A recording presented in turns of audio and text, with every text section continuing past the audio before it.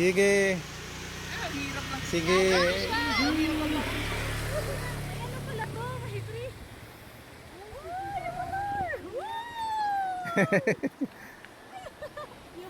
Kasama niya si Caleb. 1.2 kilometers, yan ang layo ng lugar na ito mula dun sa pagpaparkingan mo sa kalsada kung naka 4 wheels ka. Dahil nga sa pathway lang ang meron papasok sa resort na ito, yung sasakyan mo dun mo sa kalsada ipapark pero may babayaran ka para magbantay. Kung nakamotor ka naman, pwede mong ipasok. Ito ay isang hidden resort pero pag narating mo na ay makikita mo sulit yung nilakbay mo. Welcome to Tangke Nature Spring. Ito ay nasa Juban, Sorsogon. Napakamura lang ng binabayaran dito. Kung medyo tinatamad ka naman maglakad, ay pwede namang sumakay ng habal. 40 lang naman isang tao.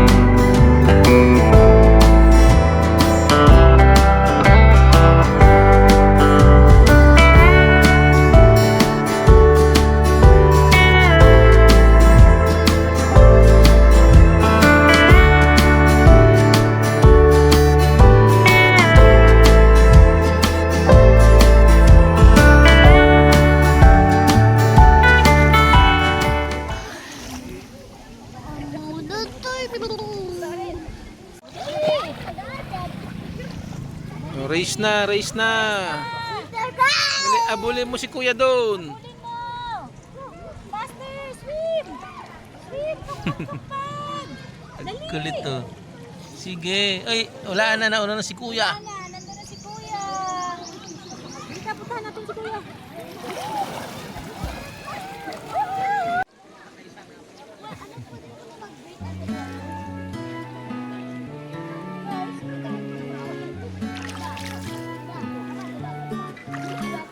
Napakamura lang ng entrance fee dito. Para ka lang nagbayad ng environmental fee.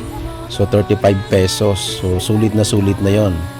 Ang mga cottages naman nila nagre-range lang ng 200 to 500 pesos. So depende naman sa laki. 7 days silang bukas pero 8 AM to 6 PM lang. At no reservation needed din pala. Basta pumunta ka lang.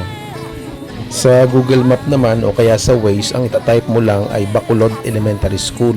So kung magtatanong-tanong ka, ang sasabihin mo Bacolod, hindi Bacolod. At mula doon, sisimulan na yung lakad. Siguro mga 20 to 30 minutes yung lakad dahil nga sa lagpas 1 kilometro yung lalakarin. Napakaganda ng spring resort na ito. Promise, pag nakapunta kayo dito, hindi kayo magsisisi. Sulit na sulit yung binayad ninyo.